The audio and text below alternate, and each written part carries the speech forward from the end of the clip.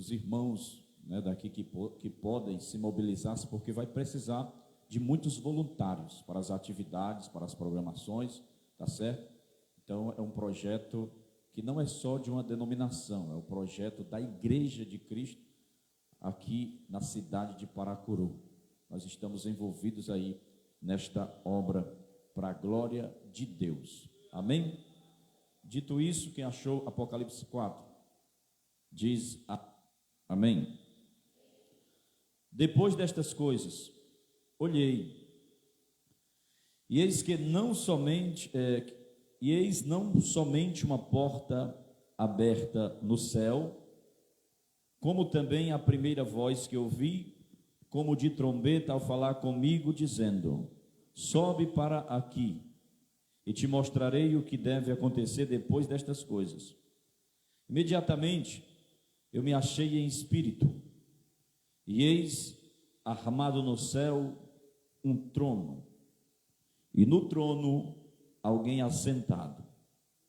E esse que se acha assentado é semelhante no aspecto à pedra de jaspe e de sardônio. E ao redor do trono há um arco, semelhante no aspecto à esmeralda. Ao redor do trono há também 24 tronos, e assentado neles 24 anciãos, vestidos de branco, em cujas cabeças estão coroas de ouro. Do trono saem relâmpagos, vozes e trovões.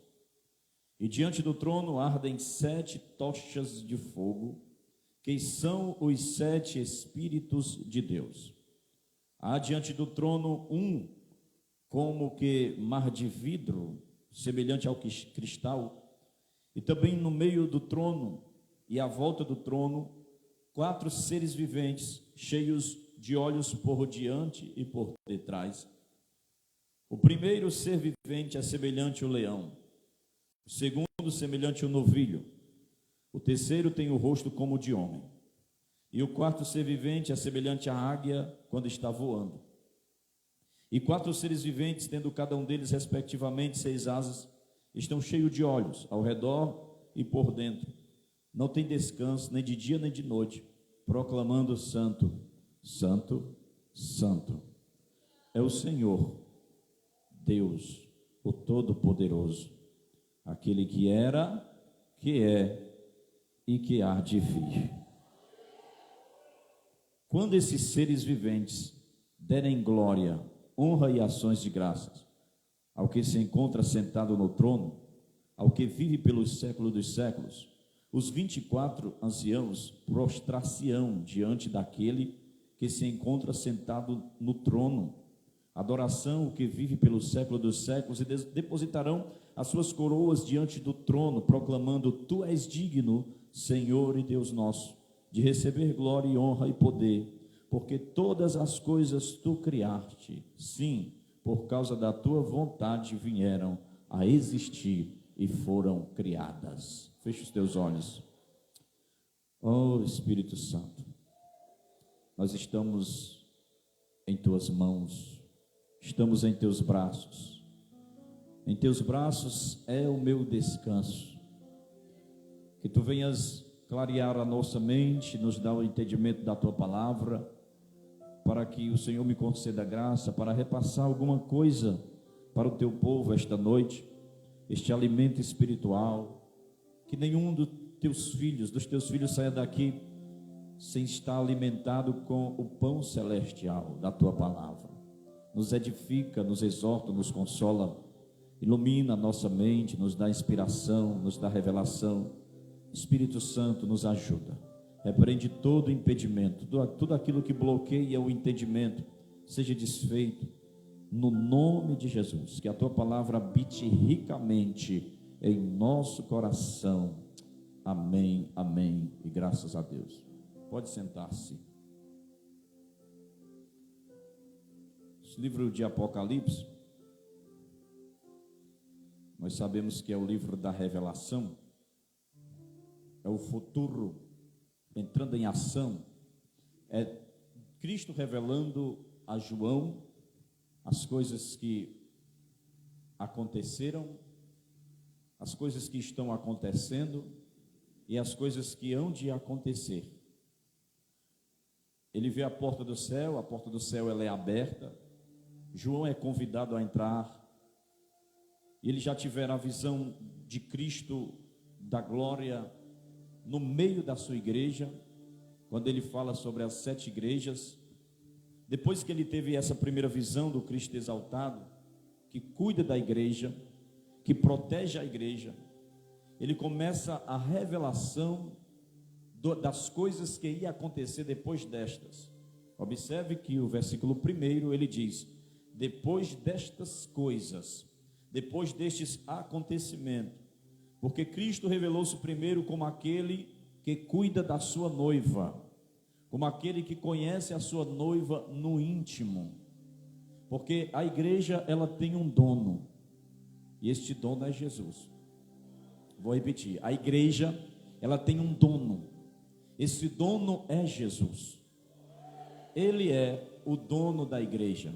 Homens podem ter suas denominações, homens podem ter suas convenções, podem ter seus CNPJs, humanamente falando, mas a igreja organismo, ela é a eleita de Deus, e ela tem um dono, e ele conhece as virtudes e as fraquezas da sua noiva.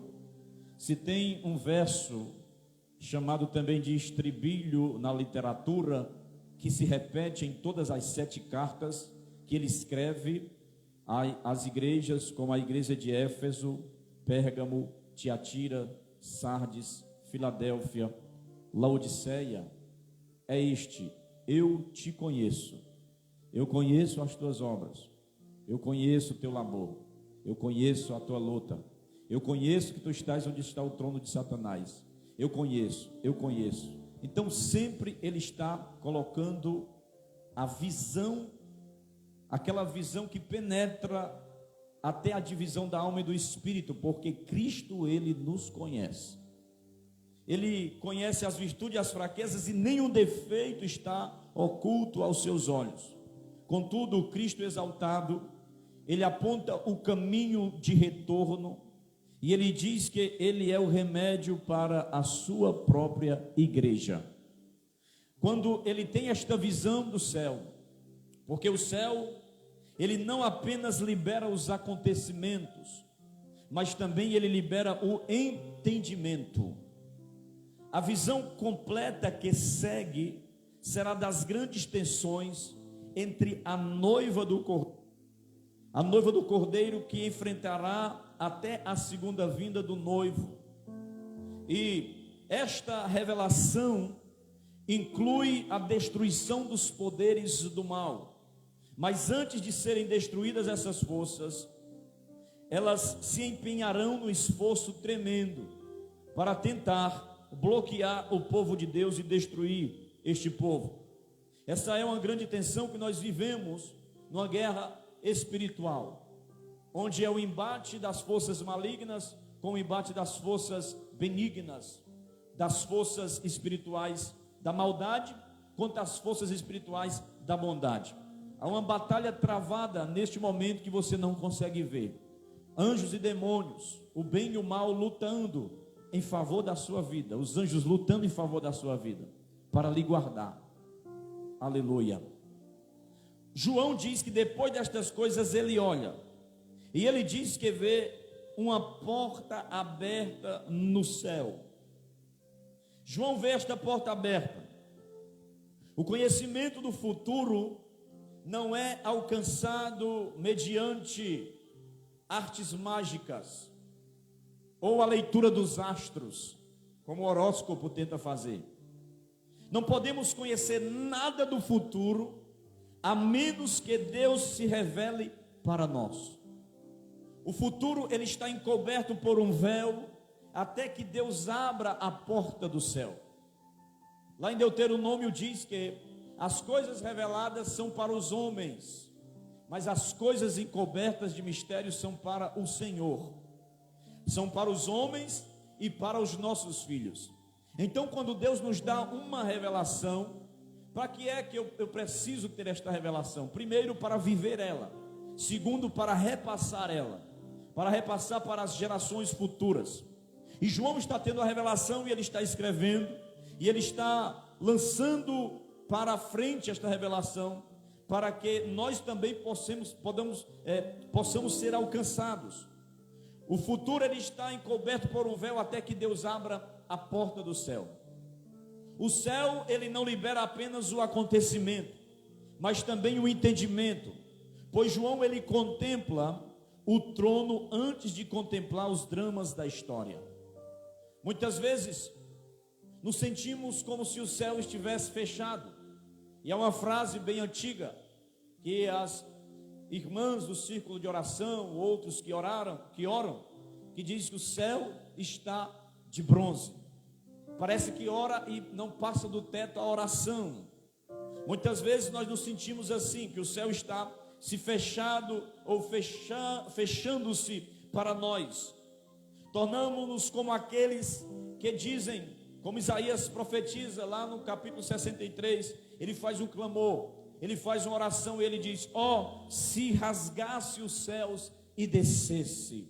Ele faz um clamor dizendo: rasga os céus e desce, fenda os céus e desça. Aleluia. No começo de Apocalipse aparece pelo menos 3 portas, as 3 portas mais importantes da vida. A primeira porta é a porta da oportunidade. Se você observar no capítulo 3, versículo 8, ele vai dizer o seguinte: conheço as tuas obras, eis que tenho posto diante de ti uma porta aberta, a qual ninguém pode fechar. Essa é a porta da oportunidade. Mas quando você chega no versículo 20 do capítulo 3, apresenta-se aqui outra porta, porque ele diz: eis que estou à porta e bato. Se alguém ouvir a minha voz e abrir a porta, entrarei em sua casa, cearei com ele e ele comigo. Esta é a porta do coração humano. A terceira porta é a porta que nós lemos, capítulo 4, versículo 1, que fala sobre a porta da revelação. São 3 portas importantíssimas. Primeiro, a porta da oportunidade. Só aqui eu poderia pregar nesses 3 pontos, mas eu estou usando apenas como introdução para a minha mensagem esta noite, porque o meu foco é ver alguma coisa sobre o trono de Deus. Mas a porta da oportunidade, nós não podemos dispensar esta porta. A oportunidade que nós temos todos os dias. A porta do coração humano é a minha decisão em abrir a porta, em receber o Senhor. É a minha parte para receber esta graça, para receber o refrigério, o evangelho, a doutrina, o ensinamento, a instrução, a correção de Deus através da sua palavra. E a terceira porta é a porta da revelação, porque uma vez eu tendo aproveitado a oportunidade, deixado Cristo cear comigo e eu ceando com Ele, eu tenho agora uma revelação além, uma revelação mais próxima dEle. Eu tenho mais uma intimidade com Ele, porque o mistério que é revelado, primeiro, o mistério não é revelado para qualquer um, só é revelado para quem tem intimidade. É sim. Você não revela nada da sua vida para ninguém se você não tiver intimidade com essa pessoa. Você pode levar muito tempo para revelar alguma coisa, porque você vai precisar o tempo exato, o momento certo, para que você revele, até que você tenha uma familiaridade, um relacionamento mais profundo com esta pessoa. Aí sim você vai poder revelar. Deus também é assim. De fato era uma abertura no céu. Ele vê um portal no grego. No grego aqui ele vê um portal ou uma entrada, uma porta, um portão, traduzido por porta 36 vezes. E o que é interessante é que esta porta ela está aberta. Esta porta ela não está fechada. Essa porta é uma porta de acesso a uma revelação de Deus. E Deus, Ele quer nos dar revelações da sua presença, da sua palavra, da sua intimidade para com os seus filhos. E se o pai, ele às vezes revela algumas coisas para um amigo, imagine quando ele revela para os seus filhos. Há coisas que o pai, Ele não vai revelar para o filho quando ele estiver numa idade imatura, ainda criança, porque ele não vai entender. Ele vai ter que crescer para que a revelação do Pai esteja nos ouvidos dele, ou nos olhos dele. Observe que ele, depois destas coisas, ele vê uma porta aberta no céu. E a porta está aberta para acesso livre. Não tem feriado, não tem fim de semana, não tem greve, não tem final de expediente. Hoje à noite, domingo, os principais órgãos públicos, se você for lá agora, as portas vão estar fechadas. Quando entra um feriado, as portas se fecham. Comunica-se logo, o banco funcionará só até tal hora, devido ao feriado não sei o que, nós não abriremos amanhã, só na próxima semana, só não sei que dia, porque a porta vai estar fechada para estes acessos. Mas o que é tremendo é que a porta do céu, ela não se fecha, ela está aberta. Quando ele tem a porta aberta, ele diz que também houve uma primeira voz, como a voz de trombeta.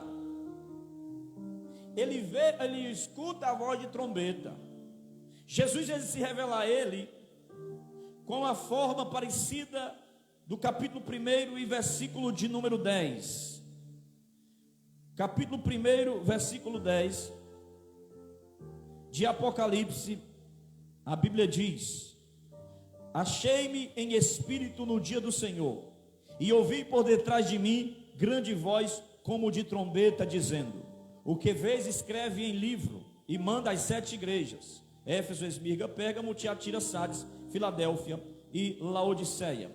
Ele tem uma audição aí identificável de que esta voz era como uma trombeta. Lá bastou João voltar-se para ver Jesus. Quando ele escuta no capítulo 1, versículo 20, no capítulo 10, versículo 10, Apocalipse 1 e 10, que nós acabamos de ler. No versículo 11, a Bíblia diz que ele ouve a trombeta e ele volta-se para ver quem falava com ele. E ele vê, e ele descreve: eu olhei para ver quem falava comigo. Quando eu olhei para ele, eu vi um ser, que os seus cabelos eram brancos como a lã branca, seus olhos como tocha de fogo. O seu peito tinha uma faixa cingido, não na cintura, mas do peito assim, como a faixa de um presidente. Era cingido com um cinto de ouro. Os seus pés eram semelhantes a um latão reluzente. Da sua boca saía uma espada aguda de 2 fios. E a sua voz agora era como voz de muitas águas. E eu não resisti e caí aos seus pés como morto. Bastou ele se virar para olhar, mas aqui não. Agora, para ele, ouvindo a voz, para ele ver quem falava com ele, ele precisa subir ao céu. Ele precisa subir. Por quê? Pergunte, por quê? Não ouvi. Diga, por quê, pastor? Vou responder. Porque ninguém tem uma revelação do céu se não se desgrudar dessa terra. Para ver e para ter uma revelação, você tem que subir. Você tem que sair desta atmosfera. Ai, mas eu não sinto Deus. Ah, mas eu não sinto, porque está grudado ainda nas coisas dessa terra. Para você ter a revelação que Deus tem para você, você tem que sair da terra. Você tem que sair desse hemisfério natural para um outro patamar, para um outro andar, para um andar espiritual, porque aqui das coisas de baixo não dá para ver as coisas de cima. É por isso que Paulo diz assim, pensai nas coisas que são do alto e não nas que são da terra. Por quê? Porque as coisas da terra são passageiras, são efêmeras, são vaidade, se esvai, se acaba como a erva que o vento sopra e leva embora. Mas as coisas que não se veem são eternas, são etéreas. Aleluia! Para você ter uma revelação, você tem que sair daqui da terra, tem que subir até o céu.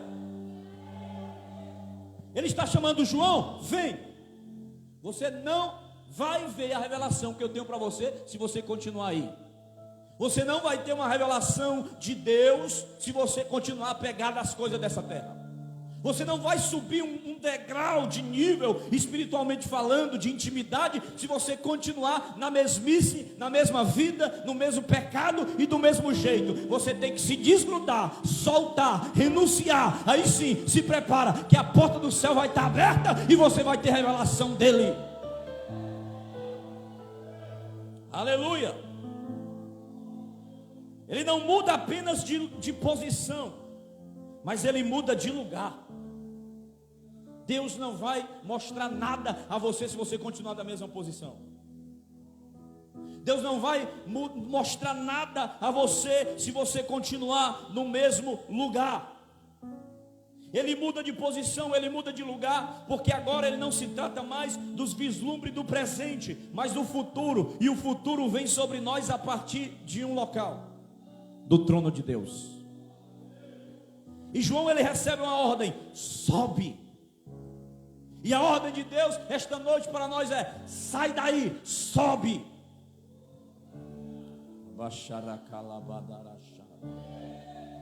Há um momento que Deus fala conosco assim: desce. Mas há um momento que ele fala: sobe.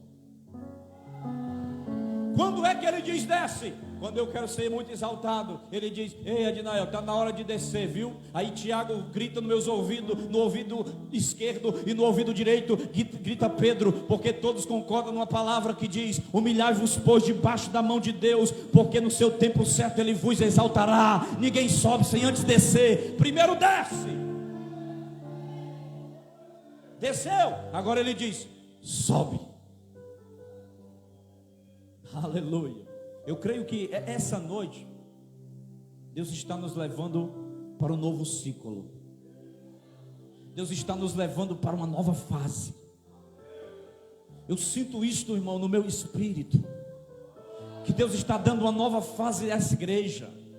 Nós estamos passando por uma nova fase. Há um portal, há uma porta aberta, e essa porta é celestial, é espiritual, e nós vamos passar por ela. Está na hora de avançar para mais uma maturidade, espiritualmente falando. E quando nós estamos neste estágio, ele diz: sobe, porque tem revelação nova. Tu vai abrir a tua visão, tu vai ter discernimento, tu vai crescer espiritualmente falando. Vão olhar para ti e vai dizer: tu não é a mesma pessoa. Não, por quê? Porque tu está falando diferente. Onde foi que tu aprendeu isso? Eu não aprendi na faculdade, eu não aprendi na sala do seminário. Eu aprendi porque Deus me levou até a sala de comando do trono e abriu os meus olhos e me revelou.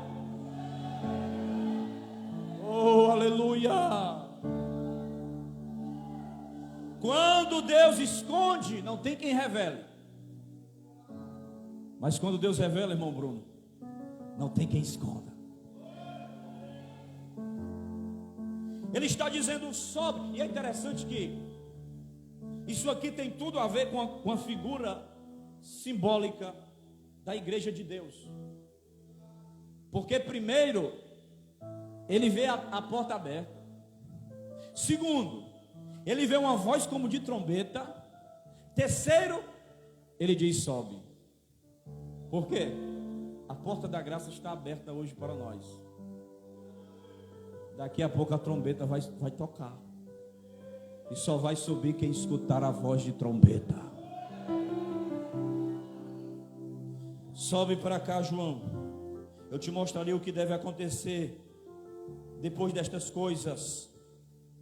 Porque Jesus revela algumas coisas para algumas pessoas.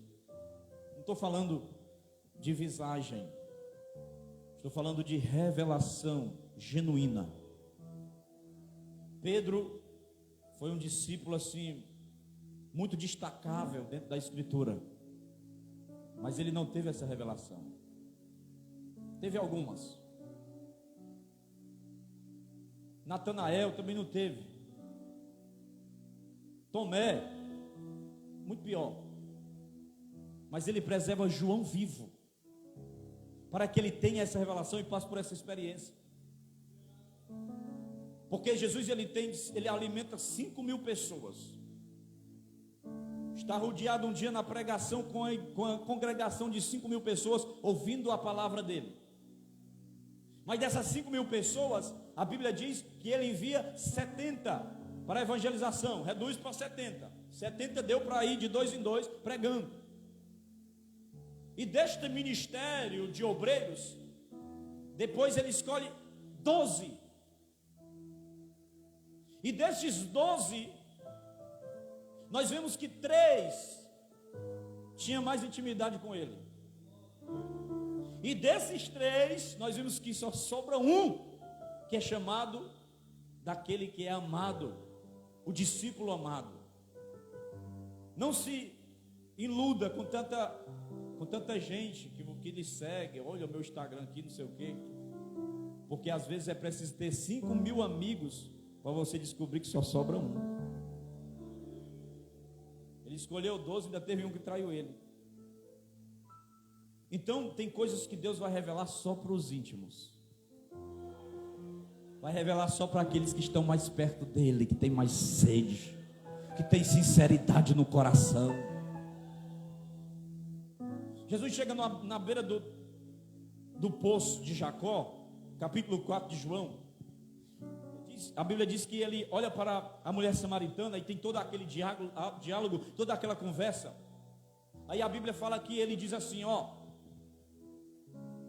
está chegando a hora, e a hora já chegou, em que os verdadeiros adoradores adorarão ao Pai em espírito e em verdade. Só que alguns textos atrás, no capítulo 2 de João, que ele está transformando água em vinho, que Maria chega para ele e diz assim: filho, acabou o vinho. Ele diz: o que tenho eu contigo, mulher? Não é chegado a minha hora. Ele diz para Maria, a mãe dele: a hora não chegou. Mas para a mulher samaritana ele diz: a hora chegou. Ele revelou uma coisa para aquela mulher que ele não revelou nem para a mãe dele, irmão. Tem coisas que ele vai revelar que nem a NASA vai descobrir. Nem a NASA descobriu ainda. Ele já tocou na mente de um crente que ora de madrugada, que jejuma, que se consagra, e ele abre a visão, abre a porta, e a voz diz: sobe! João é chamado ao céu para ver não o aspecto da história, não a história sem freio e sem rumo, não a história dirigida pelos homens, mas para ver o que deve acontecer. Tudo o que acontece sobre a terra resulta de algo que sucederá no céu. A causa está no céu e o efeito se verifica sobre a terra. Agora veja o texto. Ele diz: depois dessas coisas, olhei, tinha uma porta aberta, uma voz de trombeta, ouvi dizendo: sobe para cá e te mostrarei. Imediatamente, versículo 2: eu me achei em espírito, e eis armado no céu um trono. Ele vê a porta aberta, ele escuta a voz, ele sai da natureza terrena, e ele vê um trono. Só que ele não vê apenas o trono, ele vê alguém sentado no trono.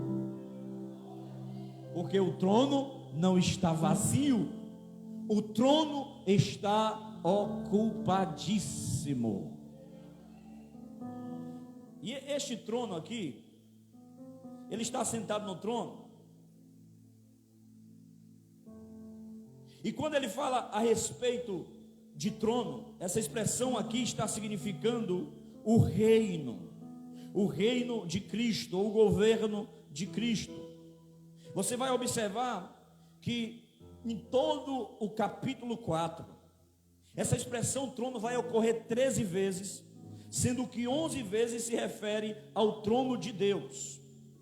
E ele observa este trono, porque eu classifico alguns homens na Bíblia como os homens do trono. Poucos deles tiveram esta visão do trono, mas teve alguns da Bíblia que viram. A Bíblia diz que Moisés, Arão, até Nadab e Abiú, que morreram depois, 70 anciãos de Israel tiveram uma visão de Deus. Quando ele está no monte trazendo as alianças, que ele degola os animais, trazendo 2 bacias de sangue. e aquele ritual todo da lei mosaica, a Bíblia diz que de repente eles sobem a um lugar alto e tem uma visão. Se você observar aí a Bíblia em Êxodo, por favor, abra aí Êxodo capítulo 24. Então aí dá um glória a Deus. Olha só que visão tremenda esses homens tiveram. A aliança de Deus com Israel. Quem achou diz amém. Êxodo 24, versículo 7 diz assim: e tomou o livro da aliança e o leu ao povo, e eles disseram: tudo o que falou o Senhor faremos e obedeceremos. Versículo 8: então tomou Moisés aquele sangue e o aspergiu sobre o povo e disse: eis aqui o sangue da aliança que o Senhor fez convosco, e a respeito de todas estas palavras. Versículo 9: e subiram Moisés, Arão, Nadab e Abiú, e 70 dos anciãos de Israel, e viram o Deus de Israel, sob cujos pés havia como um pavimento de pedra de safira, que se parecia com o céu na sua claridade. Olha só a visão que esses homens tiveram. Ele não estendeu a mão sobre os escolhidos dos filhos de Israel, porém eles viram Deus. Eles viram a Deus e comeram e beberam. Observe que eles veem os pés ali de Deus, pelo menos o entendimento que eles tiveram, como pedras de safira, como o céu na sua claridade. Mas antes, para eles terem essa visão, eles foram aspergidos com sangue. Porque para você ter uma visão de Deus, você não vai ter ela sem antes ser lavado pelo sangue de Jesus. Os levitas levavam a arca nos ombros. Lá, quando eles iam atravessar o Jordão, quando eles foram rodear a muralha de Jericó, a Bíblia diz que eles davam 6 passos, no 7º eles desciam, degolavam, sacrificavam animais para que o sangue fosse descido ali, pegava a arca de novo, dava mais 6 passos, 7 passos, desciam a arca, fazia outro sacrifício. Por quê? Porque a arca é uma plataforma simbólica do trono de Deus, e para você entrar no trono, conduzir o trono, conduzir a glória, você não pode fazer isso sem antes ter o sangue do Cordeiro na sua vida. É por isso que tem um hino que diz: se para carregar a tua glória precisa estar coberto de sangue. Então eles têm esta visão. E o que é interessante é que eles tiveram tanto temor que eles não conseguiram olhar assim, ó. Não conseguiram. Só os pés era como total claridade do céu. Os anciãos, eles olham apenas para baixo, porque eles tiveram o temor de olhar para aquela glória que Deus está se apresentando ali para eles. Porque a palavra diz em um dos salmos, aleluia, que glória e majestade estão diante dele. Também tem um outro que tem uma visão do trono, Isaías, no capítulo 6. A Bíblia diz que no ano que morreu o rei Uzias, ele viu o Senhor assentado no alto e sublime trono. E ele estava assentado porque o trono está ocupado, e ninguém pode tirar ele do trono. Daqui a pouco, alguns meses, vai ter uma eleição por disputa de uma cadeira na presidência da República Federativa do nosso Brasil. Depois terá eleições também nessa mesmo pleito para senadores, para deputados federais e estaduais. Após essa eleição terá novamente para prefeito, para vereadores. E esses homens estão disputando uma cadeira, porque quando termina um mandato, se ele não se reeleger, outra pessoa ganha e assenta-se no seu lugar. Os homens reinam, quando eles morrem, deixa de reinar. Mas só tem um que reina para todo sempre. É aquele que está sentado no trono e está vestido de majestade.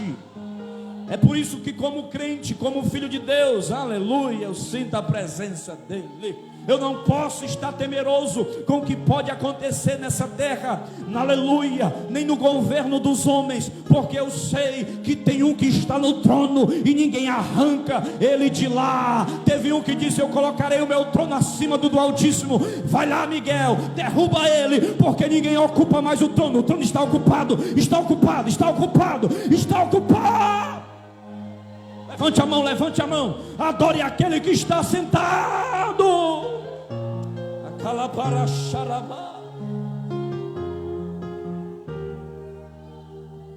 Ele está sentado no trono e não divide a sua glória, não divide a sua posição com ninguém.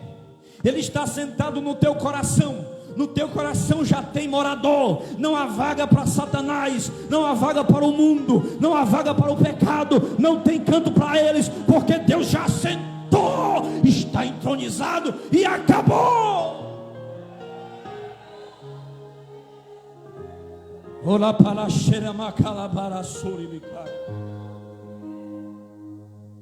João viu o trono, Isaías viu o trono, e ele diz que quando ele olha para o trono, tem alguém sentado, e era o Senhor. E Jesus diz lá em João: Isaías viu o meu dia e se alegrou. Ele disse que existiam seres voando sobre o trono, e aqueles seres eram os serafins. Tinha 6 asas, com 2 cobria os pés, reverência, com 2 cobria o rosto, respeito, com 2 voava, porque ele usava 2 para o serviço de Deus, para voar e dizer: santo, santo, santo é o Senhor dos exércitos. João está tendo essa mesma visão de Isaías, só que ele vai mais além, ele vê mais detalhes. Observe que no versículo de número 8 ele diz: e 4 seres viventes, tendo cada um deles respectivamente 6 asas. Olha aí as 6 asas. Estão cheios de olhos ao redor e por dentro, não tem descanso nem de dia nem de noite, proclamando: santo, santo, santo. A mesma oração, a mesma adoração. Enquanto Isaías vê os serafins voando com 6 asas e eles proclamando santo, santo, João vê eles com 6 asas proclamando santo, santo, mas estão cheios de olhos por dentro e por fora.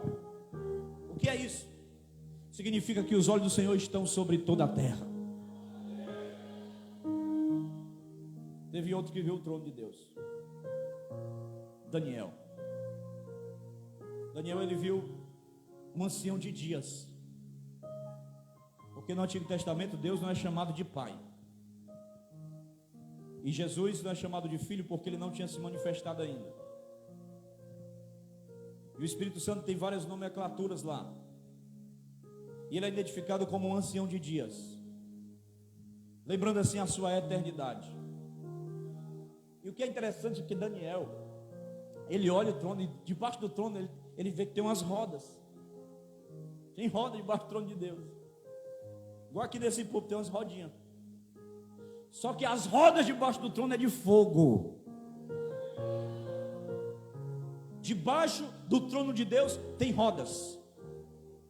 Aí um dia eu falando isso, que conversa é essa? O trono de Deus tem roda? Não foi que tu viu isso? Na Bíblia. Abra aí Daniel capítulo 7. Daniel capítulo 7. Homens do trono.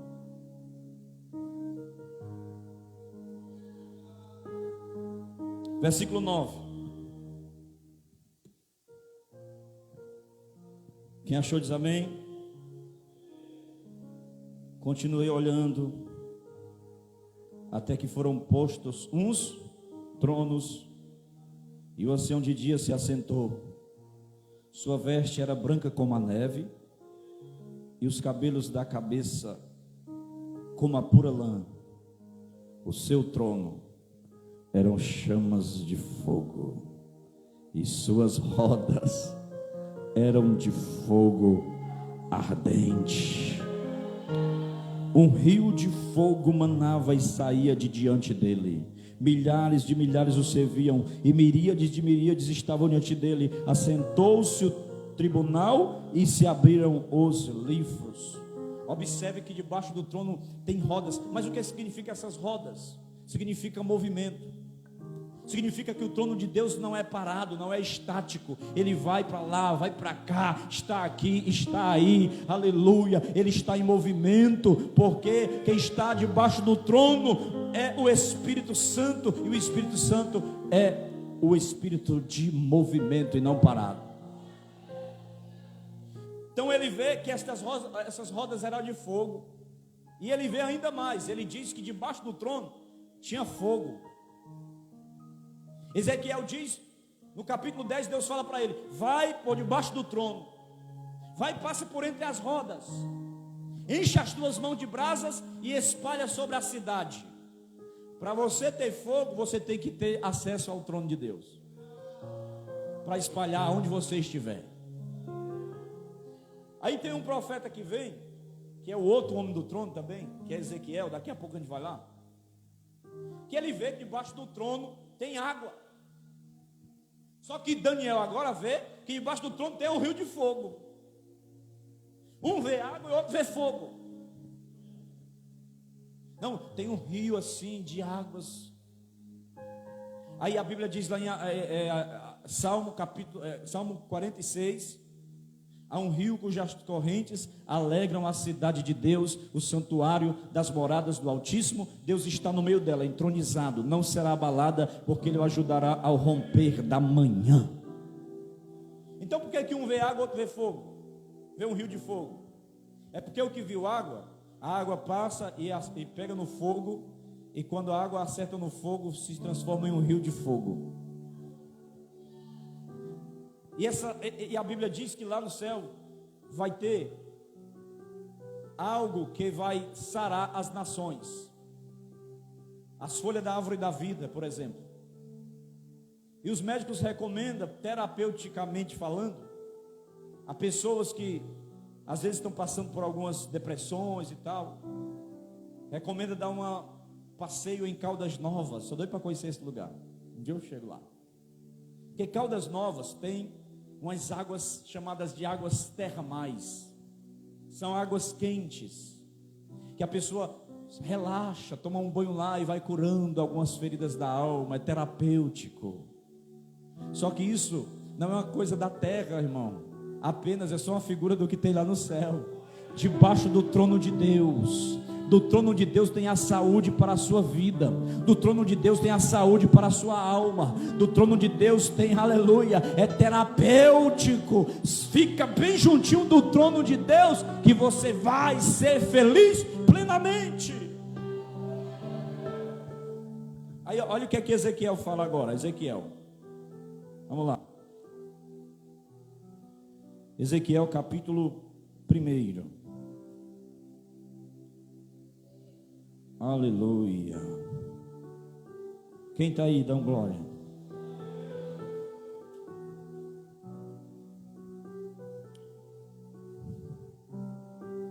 Versículo de número, era bom a gente ler todo esse texto aqui, mas vamos ver aqui. Capítulo 1, versículo 5. Quem achou diz amém.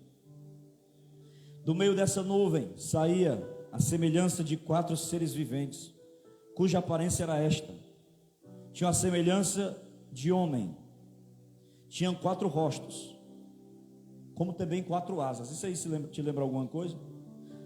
Lá de Apocalipse nós lemos isso. As suas pernas eram direitas, a planta de cujos pés eram como de um bezerro, e luzia como um brilho de bronze polido. Debaixo das asas tinham mãos de homem, aos 4 lados. Assim todos os 4 tinham rostos e asa. Estas se uniam uma à outra, não se viravam quando iam, cada qual andava para a sua frente. Olha a ordem. A forma de seus rostos era como de homem à direita. Os 4 tinham rosto de quê? Primeiro e o segundo rosto de leão. À esquerda rosto de boi, e também rosto de águia. Todos os 4. Assim eram os seus rostos. Suas asas se abriam em cima. Cada ser tinha 2 asas unidas, cada um a outro. Outras 2 cobriam o corpo deles. cada qual andava para frente, para onde o Espírito havia de ir, eles iam. Não se viravam quando iam. O aspecto dos seres viventes era como carvão em brasa, a semelhança de tochas de fogo. O fogo corria resplendente por entre os seres, e deles saía relâmpagos. Os seres viventes zigue-zagueavam, a semelhança de relâmpagos. Vi os seres viventes, e eis que havia uma roda na terra ao lado de cada um deles. O aspecto das rodas e a estrutura eram brilhantes como berilo. Tinham 4 a mesma aparência, cujo aspecto e estrutura era como se estivera uma roda dentro da outra roda. Olha só aí a visão que ele está tendo, toda esta visão aí do capítulo 1 inteiro. Depois leia na sua casa, você vai ver que tremendo. Era roda, ele disse que via roda de fogo, roda para um lado, roda para o outro. Tinha uma roda e tinha outra roda dentro da roda. Uma girava para o lado e outra girava para o outro, e zagueava igual relâmpago, porque era rápido, era assim, ó. Vocês já viram aqueles filmes que o cara pega um negócio assim, aí sai debaixo do fogo, um planador, e sobe. Isso aí não foi fruto da mente do diretor, isso aí já existe. No céu tem isso. É fogo, e este fogo é o que mobiliza o trono de Deus. E a Bíblia diz que lá tem incenso, e esse incenso queima, e queima debaixo do trono. Sei que aqui o nível de revelação hoje está profundo. E esse incenso simboliza o quê? A oração dos santos. Apocalipse 4, Apocalipse 5, perdão, 5 e o capítulo 8 fala disso também, que o incenso é a oração dos santos, porque toda vez que você ora, você produz incenso para o trono de Deus. E quando você produz incenso, esse incenso queima diante do trono de Deus. E quando queima diante do trono de Deus, acende fogo. É como um combustível que faz o trono de Deus se locomover. Oh, eu sinto a presença. O que é que significa isso, pastor? É que quando eu oro, o trono de Deus se movimenta e vem para perto de mim. Quando eu oro, eu atraio a presença dele, e o trono vem, e a glória vem, e os anjos vêm, a resposta vem. Aleluia. Incenso é oração. Queime incenso essa noite, que o trono vai para perto de você.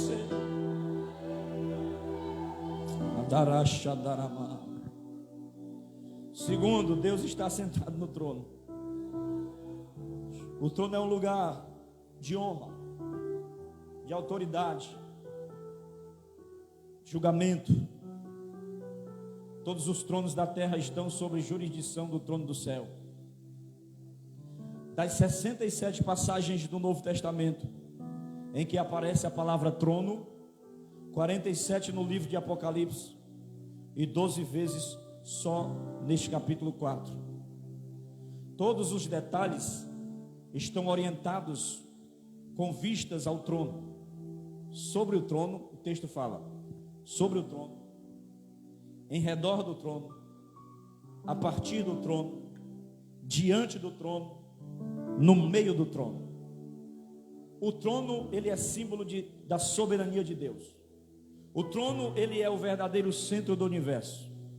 Esse trono não está na terra, mas no céu. Aqui nós temos a verdadeira filosofia da história, que é o céu que governa a terra. João viu esse glorioso trono. A mensagem final do livro do Apocalipse é mostrar que seu Deus está no trono do universo. Deus, ele está entronizado e governando o seu universo. Porque o destino da igreja não está nas mãos dos homens. O destino da igreja está nas mãos de Deus. Nas tribulações nós precisamos fixar nossos olhos no Rei dos Reis e Senhor dos Senhores, e entender que Deus está no controle de toda a situação. João, ele vai descrever o esplendor do trono. Estou terminando. Olha o que é que ele vai dizer aqui, ó. Vamos lá para Apocalipse capítulo 4, versículo 21. Perdão, versículo 2. Imediatamente eu me achei em espírito, porque na carne ninguém pode ver o que ele viu. E eis armado no céu um trono, no trono alguém sentado, e esse que se acha sentado é semelhante no aspecto da pedra de jaspe. Jaspe é a mais cristalina, a mais pura, sem nenhuma poluição. É o diamante conhecido por nós. Ele é puro. O que ele entende é que é semelhante ao jaspe. Depois ele diz ao sardônio. Sardônio é a cor vermelha. É a pérola mais translúcida que existe. Essa pedra foi achada na cidade de Sardes, por isso que é chamado de sardônio. João, ele vê a beleza, a riqueza, a abundância de luz. Então ele interpreta aquilo ali como algo que ele viu na terra, para nós termos um entendimento mais ou menos de como é. Ela tem uma abundância de luz. Ele vê beleza, riqueza, porque Deus, ele é luz, ele habita na luz inacessível. Ele fala aí da pedra de jaspe, que é branca, porque ele está descrevendo a santidade de Deus. Ele vê o sardônico, que é vermelho, porque ele está falando do juízo de Deus, porque Deus, ele tanto é santo como ele é justo. Terceiro lugar, João vai fazer a descrição das características do trono de Deus, dos versículos 3 a 7. Porque o trono de Deus, ele é um trono de graça, ele é um trono de misericórdia. Ele vê um arco, e o arco é símbolo da graça e misericórdia de Deus, da aliança de Deus com o seu povo. Porque para os filhos de Deus a tempestade já passou por Cristo. Ele já se deu a si mesmo para nos resgatar do dilúvio, do juízo. Ele oferece a sua misericórdia. Porque o arco vai nos lembrar de Noé, quando veio o dilúvio sobre a terra e destruiu os ímpios. Mas o povo de Deus foi guardado, e ele lança aquele arco para dizer o quê? Jamais eu destruirei novamente a terra com água. Então o que é que ele está querendo dizer? É que este é um símbolo da graça, que para nós a tempestade já passou em Cristo. Ele sofreu por nós e nos livrou da ira de Deus. O arco foi visto antes dos relâmpagos, porque a graça sempre acontece antes do julgamento. Deus sempre lança uma oportunidade ao homem antes de aniquilar com o seu juízo. Sempre vai ter a oportunidade da graça. Deus vai dizer: vem para mim, a porta está aberta, olha a oportunidade. Aí a pessoa rejeita, morre lá na frente. Primeiro vem a graça, depois vem o juízo. Deus envia Noé, pregação, juízo com dilúvio. Deus envia Ló, Sodoma e Gomorra, vem o juízo depois.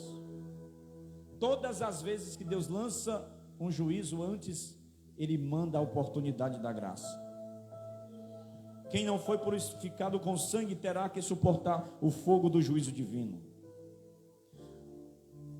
O trono de Deus é um trono de santidade, é um trono de transparência. Para estar diante do trono de Deus é preciso ser purificado, estar limpo. Não há sujeira diante do trono, não há corrupção. Deus abomina o mal. Ele diz que vê a semelhança de um mar de vidro. A Bíblia diz em outro texto que no céu não haverá mar. E ele vê semelhante a um mar. Ele não diz que é um mar. Por que no céu não haverá mar?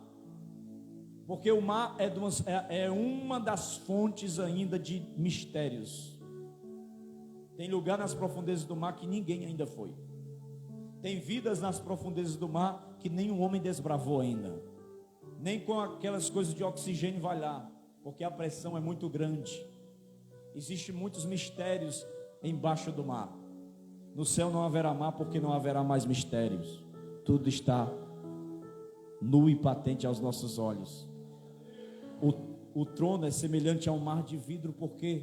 Porque a transparência, não há como se esconder. Tudo é translúcido, tudo é límpido, tudo é visível. Aleluia. Observe agora no versículo de número 4. Ao redor do trono há também 24 tronos, e assentado neles 24 anciãos, vestidos de branco, em cujas cabeças estão coroas de ouro. Do trono saem os relâmpagos, vozes, trovões. Diante do trono ardem 7 tochas de fogo. Olha o fogo aí no trono. Quem é esse fogo? O Espírito Santo, chamado de 7 Espíritos de Deus, por causa das suas 7 manifestações, segundo Isaías capítulo 11, que um rebento nascerá do tronco de Jessé, e o Espírito do Senhor, o Espírito de temor, o Espírito de sabedoria, o Espírito de temor do Senhor vai estar sobre ele. São 7 manifestações. Ele diz: há diante do trono como queimar de vidro, semelhante ao cristal, e também no meio do trono e à volta do trono 4 seres viventes, cheios de olhos, por diante e por detrás. Olha só quem é que vai lembrar de Ezequiel agora, versículo 7. O primeiro ser vivente é semelhante ao quê? O leão. O segundo, semelhante ao quê? O novilho. O terceiro, rosto como de homem. O quarto ser vivente é semelhante à águia, quando está voando. Leão, bezerro, homem e águia. Antes, anciãos, 24 anciãos, que é uma espécie de períodos dentro do céu. A gente tem que 24 horas, lá tem 24 anciãos. Eles pegam a coroa, irmão Renan, de ouro, deposita sobre o trono e adora. Os anciãos, os velhinhos da cabeça branca, lá no céu adora. E às vezes a gente tem jovens na igreja aqui, na nossa geração, não só falando em nível local, e parece que é quase morro. Glória a Deus, aleluia. Aproveita que está bocejando, aí solta um aleluia. Mas aqui os velhinhos adoram. Os velhinhos rolam no trono, na base do trono, dizendo que eles descansam no trono e adoram. E tem uma doxologia aqui, tem uma adoração deles aqui também. Aí ele diz que o semelhante a leão, os seres viventes, bezerro, homem, águia. Leão, fortaleza, força. Bezerro, capacidade para servir. Homem, inteligência. Águia, rapidez. Essas são as características que o próprio Messias teve. As características também dos seres celestiais. No céu tem fortaleza, tem realeza, representado pelo leão, o leão da tribo de Judá. No céu tem bezerros, simbologia, viu, irmão? Símbolo de um bezerro, capacidade para servir, porque Jesus veio como um servo sofredor. Ele diz que não veio para ser servido, mas para servir. E pega uma toalha e uma bacia de água e lava os pés do discípulo e diz: maior entre vocês é aquele que serve. Homem, inteligência, encarnação do verbo, Jesus como homem perfeito. Águia, rapidez, visão ampla, como uma águia voando, porque ele vem sobre as nuvens nos buscar, não como um servo sofredor, não como, aleluia, um homem mortal, mas como a águia que é imperial, que tem o seu próprio reino. E eles proclamam sem cessar a santidade, a onipotência, a eternidade de Deus. O céu é lugar de celebração, o céu é lugar de louvor, de glorificação ao nome de Deus. Alguém pergunta assim: no céu a gente vai conhecer uns aos outros? Claro. Quem é que vai estar lá? É você? Ou é outra pessoa? Quem vai estar lá é você. Então, se você conhece o irmão, você vai conhecer ele lá também. Só que o corpo é diferente, não vai ser esse. Não vou para um céu que tem um monte de zumbi. Eu não sei quem é tu. Olha, onde é que eu estou? Quem sou eu? Quem me solicitou que eu não solicitei? Não. Nós vamos ver uns aos outros e vamos dizer: eita, valeu a pena. Aquele culto lá foi só um ensaio para a gente chegar aqui. Céu não é lugar de silêncio. Céu é lugar de celebração, de louvor, de adoração. Fica de pé aí. Aleluia. O objeto de adoração, eles adoraram o Cordeiro. Os atos de adoração, submissão e rendição. Aleluia. E as palavras de adoração, eles dizem: Tu és digno, Senhor e Deus nosso, de receber a glória e a honra e o poder, porque todas as coisas,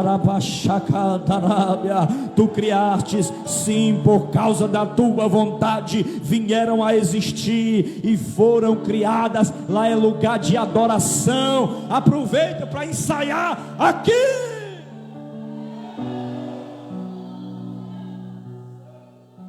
Eu não entendo porque tem que fazer essa zoada nos cultos. Eu fico com raiva. Às vezes eu estou aqui morto de sono, querendo dormir. Quando eu dou um cochilo na cadeira, alguém dá glória a Deus, eu me acordo. Ei, meu irmão, é porque aqui é uma antessala do céu. Nós estamos apenas no ensaio aqui, porque lá vai ser por toda a eternidade, dizendo: santo, santo, santo, glória, força, honra, adoração, aquele que está sentado no trono. Essa revelação hoje. Aprenda com esses seres viventes hoje. Aprenda com esses anciãos hoje. Aprenda porque você faz parte disto. Você que foi comprado pelo sangue do Cordeiro. Adore a Ele em espírito e em verdade. Não retenha a sua adoração, porque você não está adorando ao homem, você não está adorando a nenhum tipo de famoso secularmente falando. Você está adorando ao Rei, Rei dos reis e Senhor dos senhores. Quando você adora, o trono vem. Quando você adora, o trono vem. Ele vem queimando como tocha de fogo. O Santo Espírito desce como fogo, incendeia, incendeia, incendeia.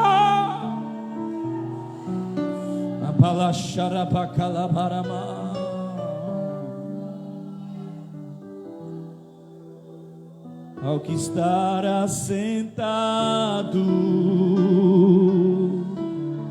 adore ao Senhor no trono,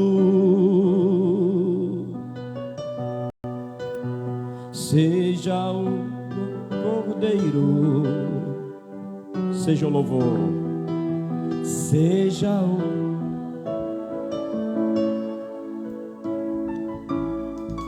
ao que estar assentado no trono,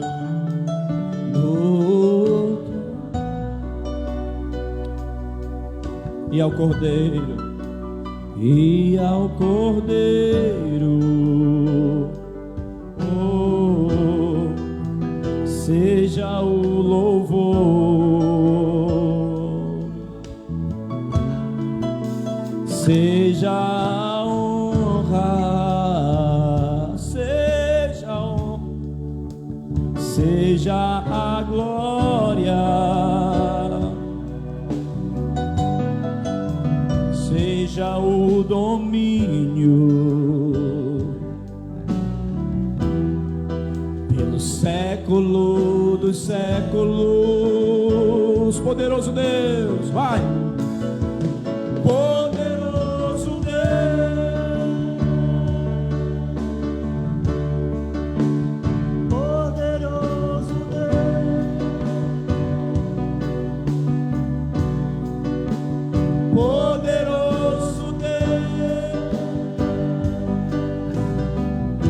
Minha alma anseia por ti, poderoso Deus.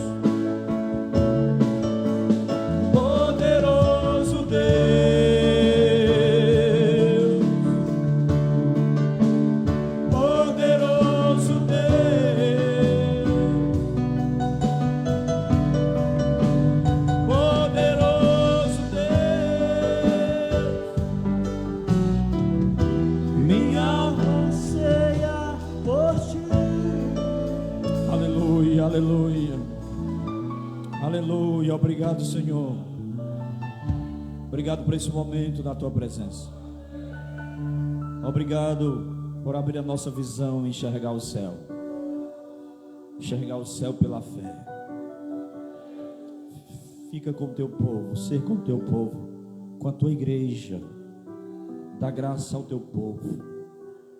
Enche-os cada dia com a tua graça, com o teu Espírito Santo. Nos dá uma semana de vitória, abençoada, de paz no teu Espírito. Fica conosco. Ensina-nos a cada dia a enxergar o teu trono. E enxergar que tu estás no controle da situação. É no nome de Jesus, Senhor, que eu te agradeço. Amém. Aplauda bem forte ao Senhor.